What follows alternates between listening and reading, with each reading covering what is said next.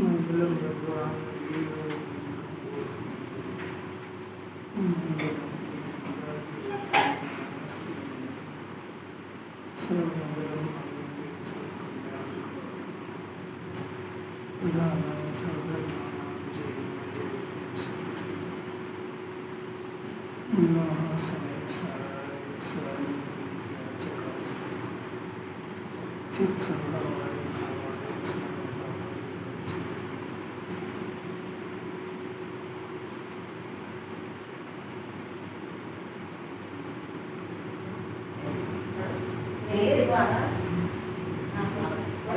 मेरे द्वारा जो शरीर आदि रूपी पदार्थ दिखाई देते हैं वे अचेतन पदार्थ सर्वथा किसी को नहीं जानते, और जो जानने वाला चेतन आत्मा है वह अरूपी होने से मुझे दिखाई नहीं देता, तो मैं इसके साथ बातचीत करूँ।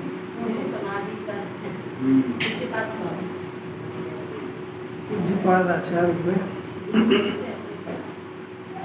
वो अपने आप को कैसे निर्विकल्प करो ये विधि बताते हैं। अपने को अपनी भूमिका के अनुसार समझना है। वो जंगल में है, 28 मुर्गुन पाल रहे हैं, घर कुटुंब परिवार तो उनका है नहीं, कोई संबंध है नहीं, फिर भी एक विकल्प रह जाता थोड़ा सा। जब छठे गुण स्थान में आते हैं तो कोई दिख जाए भवी जीव तो उसको संबोधन करने का भाव आता है तो अपने से बातचीत करते हैं कि मेरे को जो शरीर रूपी दिखाई देता है वो तो अचेतन है, वो तो सुनते ही नहीं। तो जो आत्मा है वो अरूपी होने से मेरे को दिखता नहीं है। अब मैं किससे वार्तालाप करूँ? कैसे गजब की बात। ये तो कुछ बोले नहीं तो चैन नहीं पड़े। चुप रहना आनंद पुरुषार्थ है कि बोलना पुरुषार्थ है? करके देखना जरा घर। 1 मिनट चुप रह ही नहीं पाता, क्योंकि 2 इंद्री रसना इंद्री बड़ी मुश्किल से मिली है ना। लवर एक तो खाने का और एक बोलने का। बीमारी है जीव को। कौन सी 2 बीमारी? कौन सी इंद्री है इसमें काम? रसना। बस तो देखो वो रुक ही नहीं सकता वो तो जैनी है तो बाहर से थोड़ा सा रात में अंकुश लग गया, फिर भी विकल्पों का तो पार ही नहीं है। दूसरे दिन क्या बनेगा योजनाएं तो चलती ही रहती है, मतलब ज्ञान तो काम करते ही। एक सिद्धांत दिया आचार्य कि मेरे को जिसको बोलना है स्वरूप ही दिखते ही नहीं, तो जो शरीर है मुर्दा वो कुछ सुनता नहीं है, मैं किससे बात करूँ? आचार्य और आगे कहते हैं कि मेरे को जिसको बोलना है उसको तो ज्ञान धारा प्रभाव क्रमबद्ध उसका आत्मा में से आ रहा है, मेरी भाषा से तो आ ही नहीं रहा। मैं ये काहे के लिए विकल्प करूँ? ऐसा हर ज्ञानी जानता है, पर नहीं समझा सकते, फिर समझाने के भाव का नाम व्यवहार है। मैं आ रहा समझ में कि नहीं आ रहा, ये कह के वो समझा रहे हैं देखो साहब ये व्यवहार करते रहे, इसलिए हम भी व्यवहार पालते हैं। आप ऐसा समझते हो कि मेरी भाषा से वो सुधरेगा, उसको ज्ञान हो रहा है, और ऊपर नहीं सुनता है इसलिए क्लेश होता है। और ये जानते हैं ऐसा कि ये निरर्थक परिणाम है, इसलिए उसको स्वतंत्र आजाद छोड़ देते हैं, समझे तेरी मर्जी, इसलिए अनंत बंदी का क्लेश नहीं होता। कोई बात समझ में आ रही क्या? इस आधार से खूब विचार करो। देखो प्रश्न सोचना जरा सा, अपन बच्चे को पत्नी को अपनी मानते हैं, और आपसे प्रश्न है कि आप उसके शरीर को अपना मानते हो क्या आत्मा को? प्रश्न समझ में भी आया? शरीर को वो मुर्दा है, ये कह रहे ये चेतन, ये मानने वाला चेतन, ये शरीर नहीं मान रहा है, और मान किसको रहा है? उसके मुर्दे को। अच्छा जब उसको मुर्दे को ही अपना मान रहे हो तो डेड बॉडी को घर में क्यों रखते हो, फेंक के क्यों आते हो? है ना विचार? पूरी जिंदगी ऐसी चली जा रही है।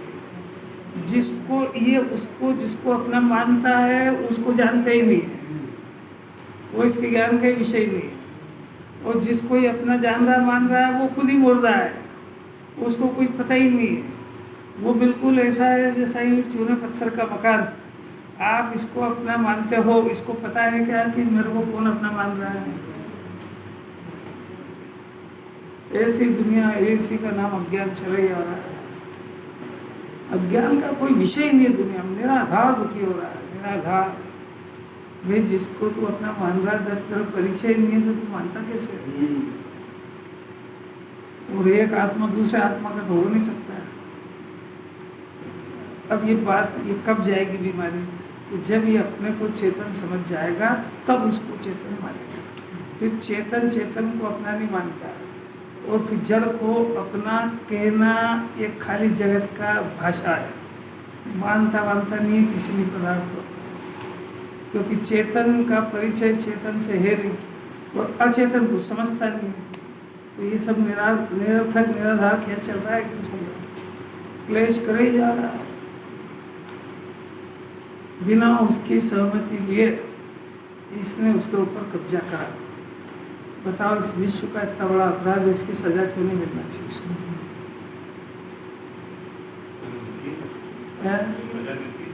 सजा नहीं मिल रही? क्या मिल रही? एक मिनट, क्या मिल रही? ये सब हवाई बातें हैं। रोकड़िया धर्म है, तत्काल क्लेश पाएगा बस। ये सब उधार की बातें हैं। वो 8 कर्म बन रहे हैं, फिर फल आएगा, सब लंबी कहानी, कुछ नहीं। 4 गति भ्रमण तो भाई जीव को केवल ये मिथ्या।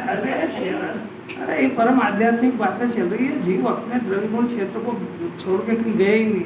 अगर ये अपने आत्मा को अपना मानता है, यही सिद्ध दशा है। ये बाहर की कहानी है तो संयोग की बात है। 4 गति मिलेगी, 4 गति भ्रमण करेगा, और ये सब लंबी कर्म के फल की कहानी बहुत लंबी। यहाँ तो जीव ने परदेव को अपना माना, तत्काल दुखी होएगा, और आत्मा को अपना माना, तत्काल सुखी होएगा। दैट्स ऑल, बस इतना ही है जैन दर्शन। बाकी सब कर्मों की कहानी। बाकी जिन्होंने संयोग देखती ही नहीं है, क्योंकि वो संयोग तो सब कर्म की प्रॉपर्टी, जीव की यही का। जीव का संसार तो उसके विकल्प और मिथ्या दर्शन है। बस मिथ्या दर्शन गया, यहाँ मुक्त हो गया। सरलतम है। गुरुदेव इसी को कहते हैं परम आध्यात्मिक वक्ता। तो दुनिया में आगम की बातें चलती है तो बहुत ज़्यादा चक्कर में पड़ गया है। तो अभी इसको भी जरा सी कर्म की फिलॉसफी छेड़ेंगे तो ये अभिहार प्रश्न करेगा, कौन से भाव से कौन से कर्म बनते हैं? मेरे को बताओ। मेरी आयु काय से लंबी होगी ये बताओ। मेरे को धन कौन से कर्म का उद्देश्य आएगा ये बताओ। मेरा परिवार काय से बढ़ेगा? जिनवाणी ये कह रही है कि आत्मा संयोग रहित है, संयोग से शोभता नहीं, कलंकित होता है, और कर्म के उदय में संयोग मिलते हैं। दोनों में से कौन सी अच्छी लगती है? कल्पना बंडी। दोनों ही अच्छी लगती है। मरेगा क्या करेगा? 2 ही सिंह के। ऐसी अपूर्व बात है। कल आ गई ना बात, बहुत प्यारी बात आ गई। आत्मा संयोग रहित तत्व है। संयोग से आत्मा शोभता नहीं है। सिद्ध भगवान संयोग रहित है। जब वो सिद्ध बनने के पहले, जब वो अपनी दशा में थे, तो वो जब संयोगों को पसंद करते थे तो कर्म का बंधन होता था और संयोग मिलते थे। जब उन्होंने अब बंध स्वाभाविक संयोग रहित तत्व को ज्ञान में स्वीकार करा तो दशा में भी संयोग रहित हो गए। अब ये अभी अपना प्रकरण भी यही चल रहा है।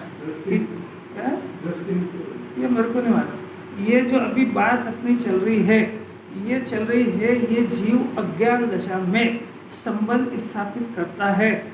मिथ्यात्व, एकत्व, ममत्व, कर्तृत्व, भोक्तत्व, इसके जो 4 ये मूल बताए, इसके अंदर मुख्य रूप से ये एक तो स्व स्वामी संबंध स्थापित करता है।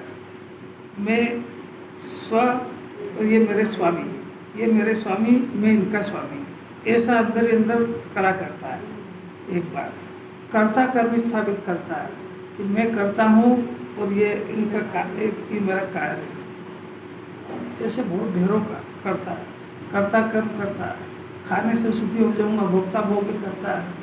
थोड़ी जिनवाणी पढ़ ले तो निमित्त निमित्तिक संबंध स्थापित करता है। बात में कहेगा कुछ नहीं, मैं तो नहीं करता हूँ, निमित्त नैमित्तिक तो है ना। तो वो निमित्त नैमित्तिक संबंध का अर्थ नहीं समझ पाया पूरी जिंदगी। ये मुमुक्षु की बात कर रहे हैं, बाकी तो निमित्त नैमित्तिक पढ़ते ही नहीं पूरी दुनिया में। बात समझ आ रही है? वहाँ तो उसके रास्ते ज्ञान ने तो तोड़ दिए। सिर्फ हमारी भक्ति करो, पूजा करो, आहार दो और विधान कराओ, इसके अलावा कुछ नहीं पढ़ना। वहाँ निमित्त नैमित्तिक शब्द अगर वापर लिया तुमने तो कहेंगे कि बस ये कहाँ से आ गया। मालूम है कितनी अपूर्व बात सुन रहा है। जिनवाणी पढ़ करके जो भ्रमित हो रहा है उसके प्रकरण चल रहे हैं। जो जिनवाणी से दूर है वो अपने एजेंडे में ही नहीं है। जिसके मुख के ऊपर निमित्त नैमित्तिक संबंध, कर्ता कर्म संबंध, निमित्त उपादान, निश्चय व्यवहार, क्रमबद्ध पर्याय, यह जिसके मुख पे नहीं है वो अपने एजेंडे में नहीं है। यहाँ तो जिसने ये सब पढ़ लिए हैं उसके बाद उसको एक ललक लगी है कि मेरे को आत्मा दर्शन नहीं हो पा रहा है, मेरे को सम्यक दर्शन नहीं हो रहा, उस पेशेंट का केस है ये। आप समझ भी रहे हो किसी बात को? कितनी ऊंची बात है। अभी तो बहुत दिल्ली दूर है, पूरी दुनिया में हाहाकार आग लग रही है। तो गुरुदेव की कृपा है कि उनके नहीं रहते हुए भी उनकी छत्र छाया में ये जीव सुरक्षित रह गया है। इसको पता नहीं है। इसको उनकी वाणी में इतनी ताकत है कि जीव सेफेस्ट जगह आ गया, बिल्कुल सुरक्षित। बाहर कितनी भी बमबारी हो, अग्नि जले, कुछ भी हो, इसका बाल बाका नहीं होगा अगर ये तत्व इसके साथ है। और अगर इसने तत्व छोड़ दिया तो फिर यही जाने का।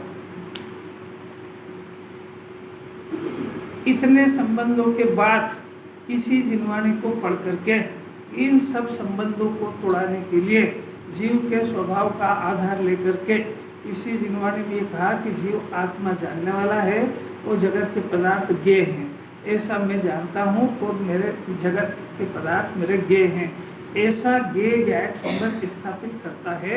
ये सूक्ष्म मिथ्यात्व है। ये सूक्ष्म मिथ्यात्व उन सबको एक बार सविकल्प दशा में जिनवाणी पढ़ करके इसने उन सबको छोड़ने का प्रयत्न भी किया और छोड़ भी दिया विकल्पों में।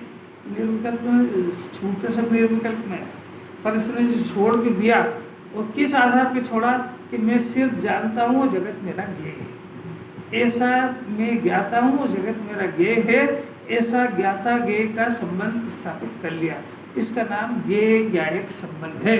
तो सब संबंध को छोड़ा, इस संबंध की स्थापना करी।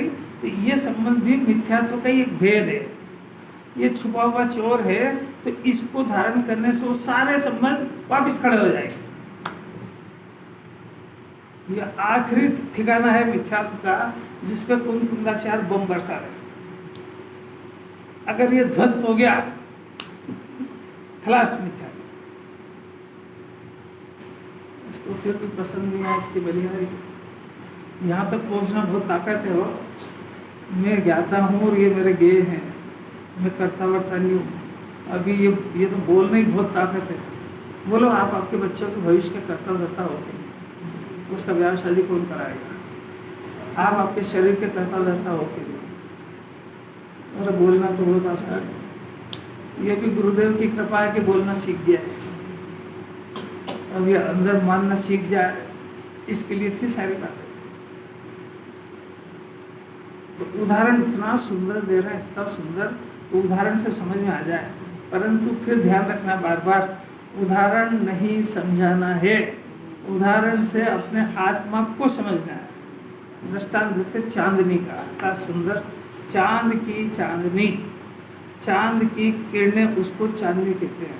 और वो चांदनी के अंदर सारी पृथ्वी, रात को सब चीज़ें दिखती है सफ़ेद झट। और प्रश्न ये कि वो पदार्थ जैसे हैं, सफ़ेद दिखने पर वो सफ़ेद हैं कि जैसे हैं तैसे ही है। इतना बढ़िया सरल उदाहरण, वो जैसे तैसे ही है। चांदनी से उनका कोई संबंध है कि नहीं कि कोई संबंध, वो उनका द्रव्य गुण पर्याय पदार्थों का चांदनी से मिला कि नहीं मिला, चांदनी का द्रव्य गुण पर्याय उन पदार्थों में गया कि नहीं गया, सबको सब जवाब पता है। अब दृष्टांत इतना प्यारा, कहाँ से आचार्य वहाँ जंगल में क्या मिलेगा उनको? रात में कभी बैठे होंगे, शुभोपयोग में आए होंगे तो चांदनी रात देखी, कोई उदाहरण दे दिया। अरे आत्मा ऐसा बढ़िया है, ये बस ये चांदनी की जो चांद की चांदनी यानी सूर्य की जो किरण हो रही है, चांद की जो किरण हो रही है, ऐसा ही अंदर विराजमान ज्ञान स्वभावी आत्मा, इसकी बाहर अंदर किरणें निकल रही है, ये किरणें लोकालोक में फैल रही है। कलई से ये बात कहते आ रहे हैं, क्यों कलई दीवार पे फैलती है पर दीवार को छूती नहीं है। चांद की चांदनी के पदार्थों को प्रकाशित करती है और उसको बिल्कुल नहीं छूती है। उनका परिणमन उनमें रहता है और चांदनी का चांदनी में रहता है। सूर्य की किरण का सूर्य की किरण में रहता है और पदार्थों का पदार्थ एक दूसरे का कोई संबंध नहीं। तो इस ज्ञान ने जिस ज्ञेय को जाना उससे कैसे संबंध हो जाएगा, ये बात है।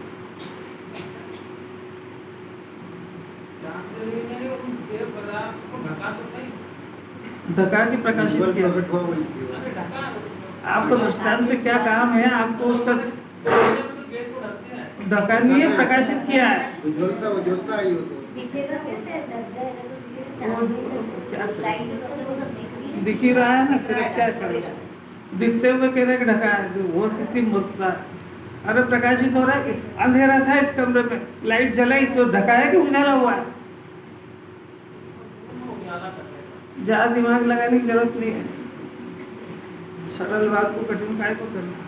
अंधेरा था, रात भर अंधेरा, अमावस्या की रात्रि थी, सुबह सूर्य का प्रकाश हुआ तो प्रकाश हुआ, उजाला हुआ कि वो ढक गया? उजाला हुआ ना, तो सब चीजें दिखी ना। अपना प्रश्न तो ये चल रहा है कि उजाले क्या, उजाले उस प्रकाश का, प्रकाश तत्व है, आत्मा भी प्रकाश तत्व है, प्रकाश तत्व का जो प्रकाश पदार्थ है उनसे क्या संबंध है? बस इतनी सी बात है। तो ज्ञान ने, ज्ञान का स्वभाव ऐसा है, सुन लेना, बहुत अपूर्व बातें है। ज्ञान का स्वभाव ऐसा है कि इस विश्व के किसी भी पदार्थ को जाने बगैर रहेगा नहीं, और ज्ञेय का ऐसा स्वभाव है कि वो कभी किसी का नहीं बनेगा। अरे ये समझ जाए तो, ये नहीं समझ रहा है ना, वो समझ जाए तो क्या परमात्मा नहीं बन जाए? अब उसको बनना ही नहीं है तो क्या करें? उसको तो घर की गुलामी करना है, रोटी कपड़ा मकान झाड़ू पोछे बर्तन से पेट नहीं भरा, तो यही करेगा। मंदिर कब आएंगे कि पहले सब काम हो जाए फिर जाएंगे? अरे पहले ये जाएगा, पहले भगवान बनेगा कि पहले ये वो पहले भगवान नहीं बना, उसी की तो सजा भोग रहा है। ये घर के काम कर रहा है, ये सजा भोगना है कि कर्तव्य जीव का? सजा भोगना है। तो किस बात की सजा है?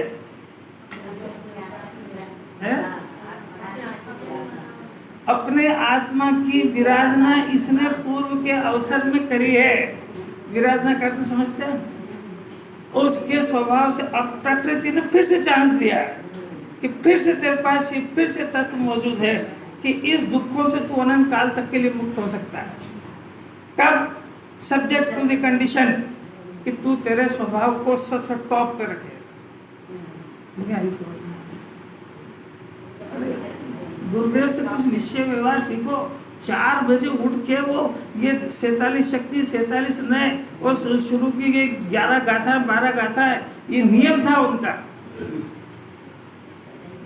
जिसकी अपन बात सुनते उसके कैरेक्टर की पता नहीं है अपने को, कैसे बनेगा ये नियम? पहले उन्हें कोई उनको याद नहीं थी? अरे याद थे भी, 47 शक्ति 47 नए 12 गाथा डेली का स्वाध्याय था, तो इसीलिए उनके ज्ञान की इतनी प्रखरता थी।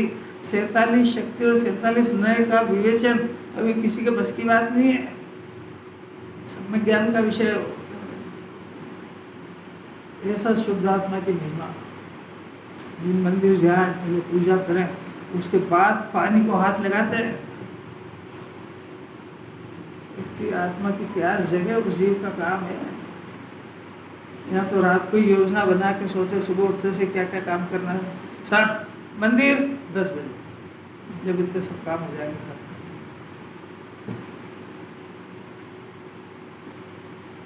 अरे कैसी अपूर्व बात है। ये व्यवहार है, ये निश्चय नहीं है, ये व्यवहार है। जिन्हें परमात्मा का प्रक्षालन देखे बगैर तेरे को अपने आप को नहाने का परिणाम कैसे आ गया? प्रक्षालन मैंने अंदर बाहर की बात है, क्योंकि नहाने धोने की बात नहीं है। अंदर मिथ्यात्व का प्रक्षालन की चर्चा चल रही जरा, तो बहुत ऊंची बातें ले रहे हैं अध्यात्म की, बाकी तो सबने सुनी है, कोई दम नहीं हो सकता। कितनी कठिन है, कठिन नहीं है। सीखो, निश्चय भी सीखो, व्यवहार भी सीखो।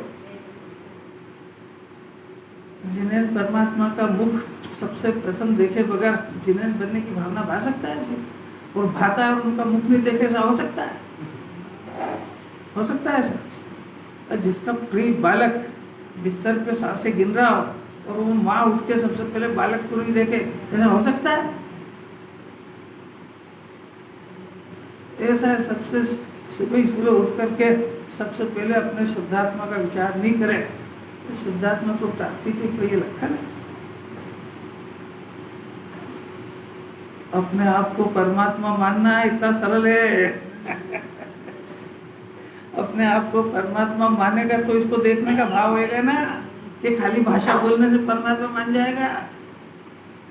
अरे हूँ परमात्मा छू ऐसा मानने के लिए पहले आत्मदर्शन जरूरी है कि नहीं? कि खाली भाषा से परमात्मा हो जाएगा? अरे परमात्मा है तो पहले देखेगा कि नहीं? बहुत कठिन बात है। ईमानदारी से देखो अपने को, सुबह उठने से सबसे पहले क्या याद आता है? बस वहीं से उसकी गति पक्की हुई, किसी से पूछने की जरूरत नहीं।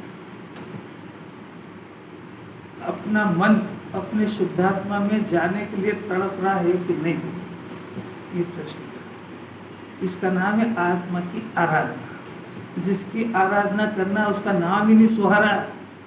और विराधना किसको कहते हैं? क्योंकि आराधना विराधना की भी परिभाषा समझता कहा बेचारा बोला ऐसे आ गया तो जीवन दर्शन में आ गया क्या? इसको ही नहीं पता कि कितना भाग्य की लॉटरी खुली है। आत्मा शब्द नहीं है दुनिया के अंदर। जो अपना प्राणों से प्रिय, जो सम्यक दर्शन का विषय, जो सम्यक ज्ञान का विषय, जो रत्नत्रय की खान, जो अरंसित बनाने की फैक्ट्री, उसका मालिक का चांस आया और उसको नाम लेने की फुर्सत नहीं है। इसकी दुर्दशा क्या कहे उसकी? इसका कलेजा टटोल के एक बार दुकान में आग लग जाए, शरीर में बीमारी हो जाए तो खाना छोड़ देता है, पर आत्मा याद नहीं आए तो उसको कोई जरूरत भी नहीं है उसकी। इतना उदासीन है। आपकी बात नहीं कर रहे तो अपना अपना देखना नहीं है। इसको फुर्सत है जो दूसरे का हिसाब रखे। अब यहाँ तो आचार्य ने कहा किसका ख्याल करे? ज्ञान से ज्ञान में जाता है, शरीर अजीब है। अब मैं उससे क्या बात करूँ उसको? और उसकी जो क्रमबद्धता में जितने भाव उसको भटकना है, जब उसको सम्यक्त होना तब होना है। कि मेरा विकल्प तो बेकार ही गया। मैंने छठे गुण स्थान में आकर के मेरे को सातवें का पुरुषार्थ करना चाहिए था, तो मैं उसको समझाने चला। अगर ज़्यादा जिद्दी करे तो वापस पहले में आ जाएगा। आपको आचार्यों का मन पता लग रहा है क्या? आचार्यों को पता है कि मेरे को छठे गुण स्थान में क्या काम करना है, क्या काम करना? छठे सातवें, अरे क्या अलौकिक, सातवें में जाने का पुरुषार्थ करने की बजाय एक ये विकल्प खड़ा हो गया कि कोई भव्य जीव अपने सामने बैठा है। अब बैठा है तो उसको दो शब्द कह दे और उस विकल्प को शांत करना है।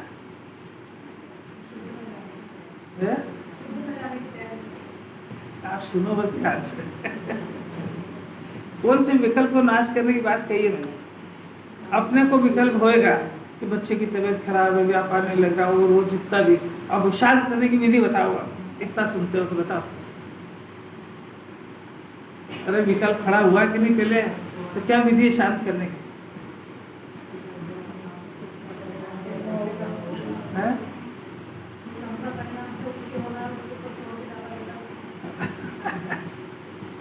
सीधी बात है, जिनागम को मुख्य रखो। उन्होंने भी कर्म की थ्योरी लगी ना आगे कि ये शरीर इसकी वो है संयोग, वो ये समझता नहीं है, वो इसका ज्ञान क्रमबद्ध आ रहा है। आप भी ये विचार कर लो कि इसके साता का उदय, उसके अनुसार इसकी सब व्यवस्था होगी। अपना इसके ऊपर इसके बारे में जितना विकल्प है ये सारा निरर्थक है। उन्होंने उस विकल्प को शांत किया, उनसे सीख के आप अपने विकल्प को शांत करो। पर शांत करो तो आपके पास एक दूसरी एक तरकीब और है शांत करने की कि उसका इलाज कराओ, ले जाओ डॉक्टर के।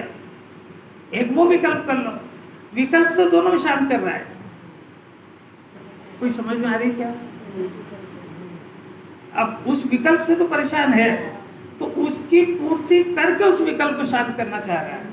ये मिथ्या दर्शन कर रहे हैं। और आचार्य स्वरूप को समझ करके उस विकल्प को शांत कर रहे हैं। विकल्प दोनों को है। चारित्र का राग रहने दो, डरो मत। श्रद्धा ज्ञान में तो ले लो इस बात को। उस विकल्प की धज्जियां तो बिखेर दो एक बार। वो विकल्प भी तो अनंतानुबंधी की जात का होकर तुम्हारे प्राण ले लेगा वो। और नहीं तो प्रत्याख्यान का हो कि मर जाएगा, तो दम नहीं है उसमें। अभी आपके ऊपर है कि आप अनंतानुबंधी का विकल्प करते हो कि प्रत्याख्यान का, क्या प्रत्याख्यान का, कि संचालन का। अब इसके उदाहरण से समझाने की जरूरत नहीं है। विकल्प तो हो रहा है, वो ये तो नियम है कि आत्मा में लीन नहीं रहेगा तो विकल्प होएगा, और होएगा और ज्ञान तेरे पास है, और तूने पूरी जिनवाणी तेरे ज्ञान के सपोर्ट में, वो पूरी जिनवाणी ने पूरी जिंदगी में उस विकल्प का इलाज ही सिखाया है। हॉकी के खिलाड़ी को बॉल गोल करना सिखाया है, और उस विकल्प ने तेरे इस शुद्धोपयोग को रोकने का प्रयत्न किया है। अब तेरा क्या काम है, कैसे बॉल को गोल करना, तू जा। अगर हार गया तो जा वापिस से।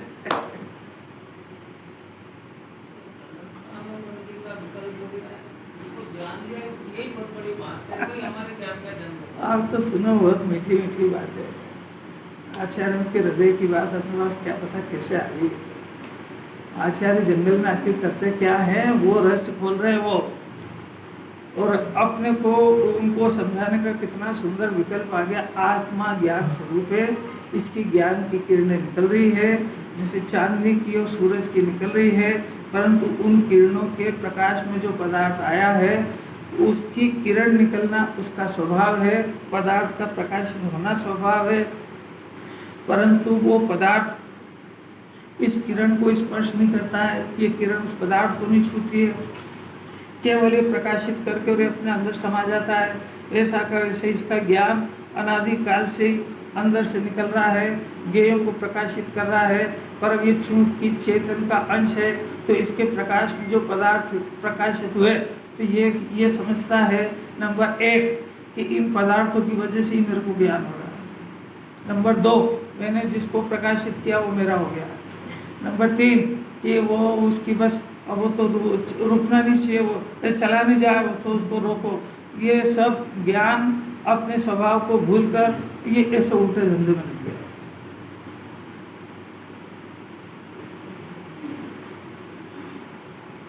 ज्ञान ने वो उन्हें काम शुरू करे, इसका नाम मिथ्या दर्शन। जिस ज्ञेय को जाना, नंबर 1 उसको अपना बना लिया, और इसने अपनी बुद्धि से देखा कर वो तो अपना बने ही नहीं, तो पूरी जिंदगी उसको अपना बनाने का ही पुरुषार्थ करा। इसने देखा कि उसमें मेरी चल तो रही नहीं है, तो फिर इसने उसकी पर्यायों को अपनी इच्छा के अनुसार डाइवर्ट करने का प्रोग्राम बनाया। इसने देखा कि अरे मेरे को इतने इतने पदार्थ में सुख तो मिले ही नहीं, तो फिर सुख की खोज शुरू कर दी।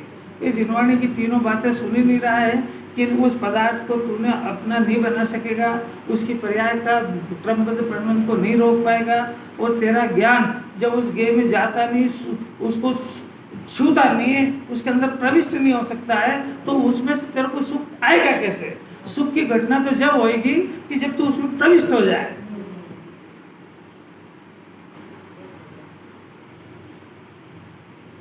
ज्ञान गुलाब जामुन खा ले तो मीठा हो जाएगा, बगैर चखे कैसे मीठा हो जाएगा? अनंत पुरुषार्थ। दो टप्पी बात तो समझ में नहीं आ रही। चेतन अरूपी है ना, वो जगत के पदार्थ रूपी है, और सुखी अरूपी होता है, तो वो रूपी को भोग के कैसे सुखी हो जाएगा?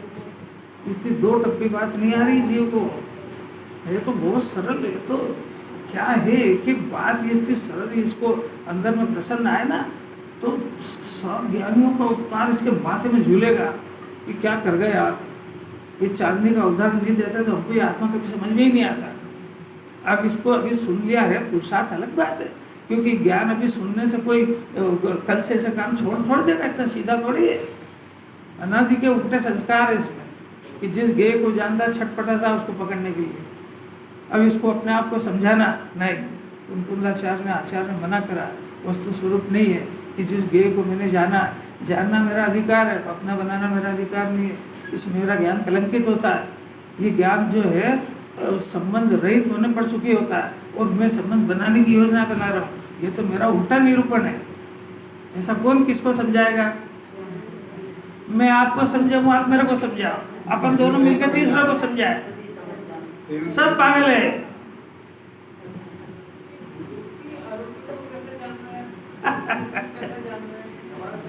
ज्ञान अरूपी है, पर उसके जानने की ताकत रूपी अरूपी दोनों को है।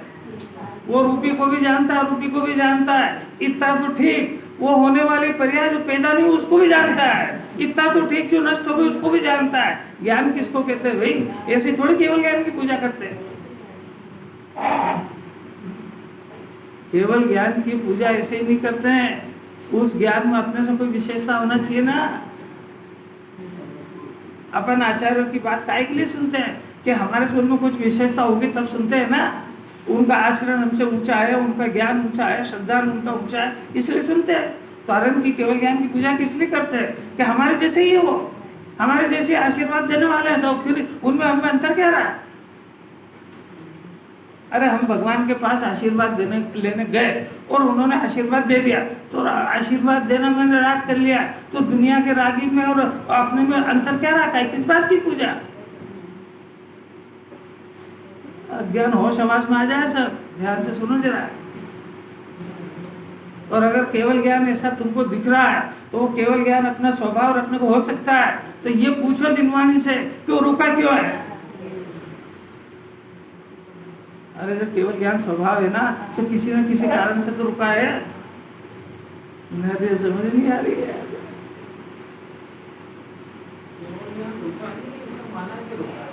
नहीं तो आपको तो केवल ज्ञान हो ही गया ना। स्पष्ट कुछ भी नहीं दिख रहा है और के रुका भी नहीं, हमारा तो नहीं मान लिया। अरे क्या है, केवल ज्ञान होने के पहले सम्यक ज्ञान होता है। सम्यक ज्ञान होने के पहले उसके कारणों को जानता है। और केवल ज्ञान रुकने का कारण ये राग है, और राग की उपादेय बुद्धि है जो इसको चल रही है बिहार। पहचानता तो कुछ भी तो नहीं है। केवल ज्ञान क्यों नहीं हो रहा? ये राग चल रहा है। राग क्यों चल रहा है? राग की उपादेय बुद्धि है। क्यों चल रहा है? ये केवल ज्ञान का स्वरूप नहीं जानता है। क्यों चल रहा है? कि इसको अपना आत्मा का ही स्वरूप पता नहीं है।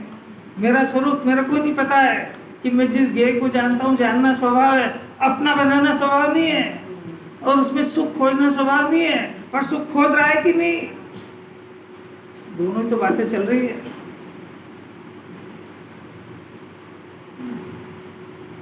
कुछ क्या पता क्या अच्छी लग भी रही है, नहीं लग रही है क्या? ये सुन के तो इसको ऐसा लगे ओहो मेरे को इन बातों की खबर ही नहीं। कितनी सरल बात है। इतना बस वो अंदर नहीं आएगा, मैं नहीं जा सकूँगा, इतने ही तो मानने क्या कह रही है दिलवाणी। और कौन सा बोझा दे रही हो? और ये तो कहा ही नहीं कि तू उपास करो और ये केवली की आराधना करो, 6 घंटे तक खड़े होकर पूजा करो, और पैदल चलो, और खड़े खड़े खाओ, और भूखे रहो और उपास करो। ये कुछ भी नहीं कहा हमने। एक विद्यार्थी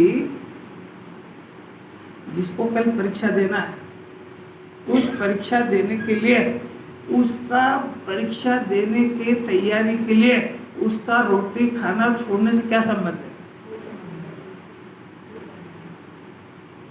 उसको कहीं तुम उपास तो करे ही नहीं, कल परीक्षा कैसे देगा? कल तुम्हारा दिमाग खराब है। यारी समझो, ऐसा ही कोई जीव कर, तुमने शास्त्र पढ़ा ही नहीं, पूजा तो करी ही नहीं, तुमने उपास तो करा ही नहीं, तुमने सामयिक तो करा ही नहीं, कैसे केवल ज्ञान हो गया? तो तू बैठ है, तेरे बस की बात नहीं है। सम्यक दर्शन ज्ञान की जो पढ़ाई है वो ये इन बातों की अपेक्षा नहीं रखती।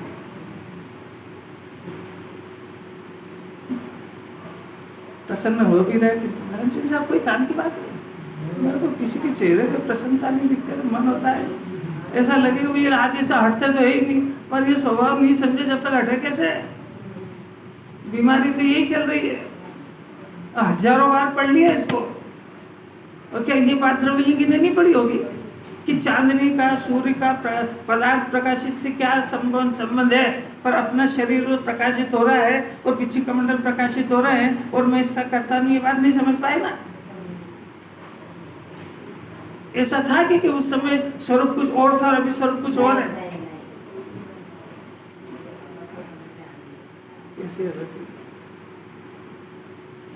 देखो आचार्य ने तो फैसला कर दिया, चांदनी की कदापि नहीं होती है। इस प्रकार डिसीजन, सुप्रीम कोर्ट का फैसला, ज्ञान ज्ञेय को सदा माने तीनों काल, ज्ञान माने आत्मा, ज्ञेय माने जो पदार्थ उसके जानने में आए वो, जानने में आए कौन कौन से राग, द्वेष, मोह, 25 तरह की कषाय, मिथ्या दर्शन का भाव, शरीर और शरीर से लगा करके लोकालोक, ये सारे ज्ञान, इन सारे लोग को सदा मैंने तीनों काल, वर्तमान, भूत, भविष्य में जानता है। क्यों जानता है? क्योंकि जानना उसका स्वभाव है। जानना बंद कब करेगा? कि स्वभाव का अभाव हो जाएगा जब करेगा। ये नहीं लिखा कि ज्ञान जिसको जानता है उसके साथ में राग करता है, ये लिखा है क्या? ये राग कर लेता है ना, ये अपनी डेढ़ कर लेगा। रिसेप्शन में जाए तो वहाँ जान ले तो कोई दिक्कत नहीं, पर जान के छोड़ देता है कि उसके 3 जन्म की कहानी खोद के लेके आएगा। आप मेरे को वहाँ मिले थे, फिर वहाँ मिले थे, ये उनकी है, रिश्तेदार है, ये उनके हैं, पता नहीं कहाँ का ले आएगा। बाप रे बाप!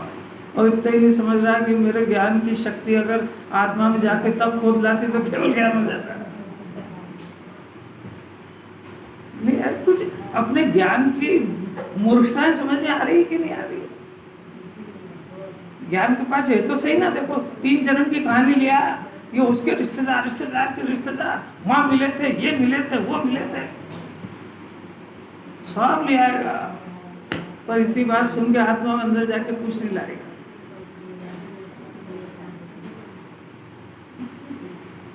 कैसी कैसी बात है।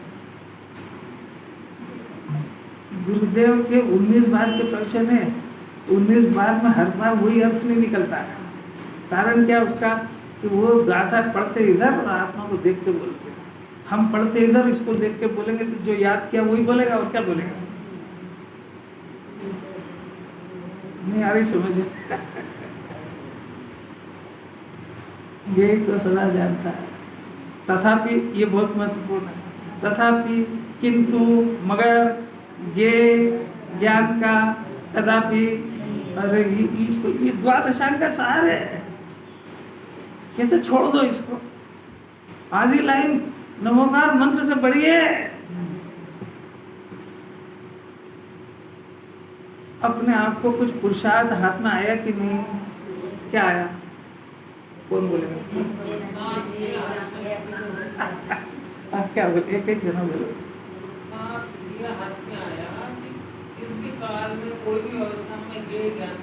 हाँ, नहीं होएगा तो नहीं होएगा ना। ये तो है वस्तु स्वरूप, ये तो टीम के बोला हुआ ज्ञान है। अब अपने अंदर की आदत को झांक के देखो कि ये ज्ञान, अपना ज्ञान, ये कर क्या रहा है, ये पूछ रहे हैं आपसे।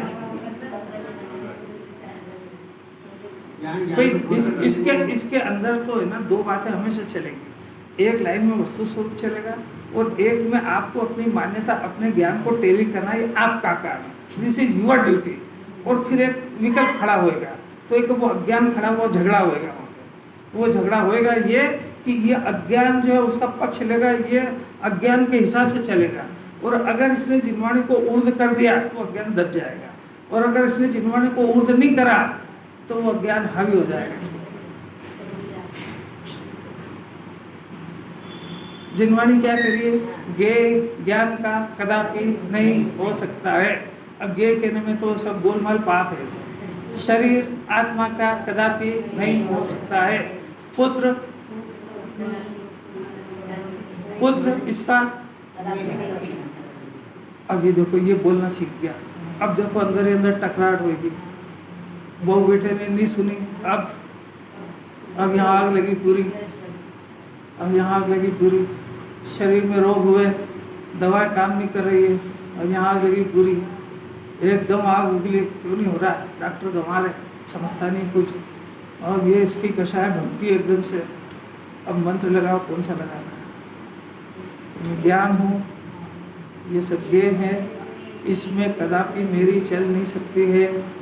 यह फायर ब्रिगेड का बम है पूरा,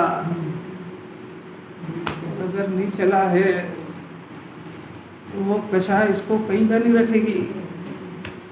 वो कषाय की भी इतनी ताकत है कि इसके पड़े हुए को धो के रख देगी वो। बात समझ अब भी हाल इतने सारे नाम लिए ना। आप तो आंख से दिख रहे उनसे ही निपट लो।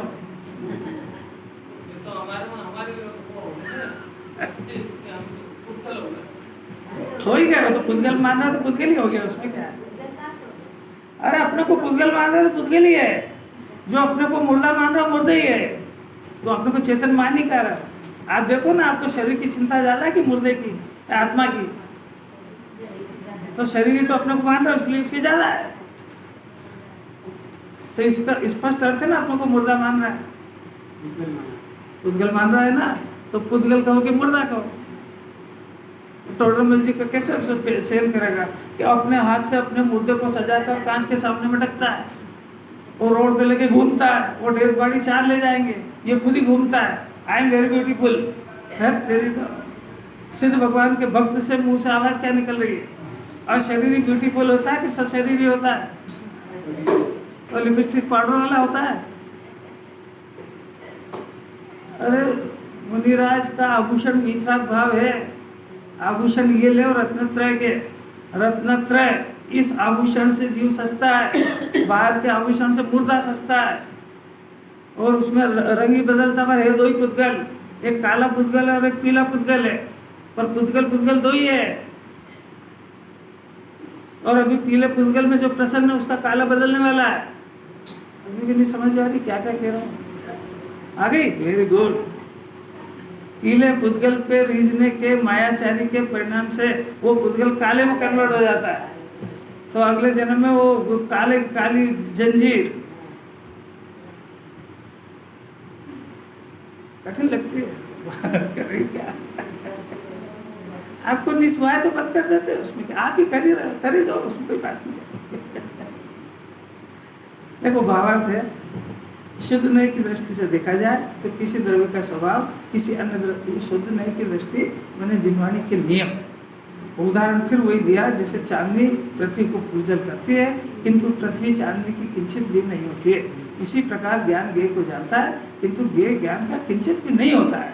आत्मा का ज्ञान स्वभाव है, इसलिए उसकी स्वच्छता में ज्ञेय स्वयं में झलकता है, ये देखने नहीं जाता, वो झलकता है, किंतु ज्ञान में उन ज्ञेयों का प्रवेश नहीं होता है। ये इतनी सारी बातों का साथ रोज चल रही है ना, इसलिए खट से समझ में आ जाएगी। एक बार पढ़ने में समझ में आ जाए तो सरल नहीं है। अब आचार्य अब शांत हुए जाकर के, अब अगली गाथा में हम क्या कहेंगे उस बात की सूचना अब देंगे।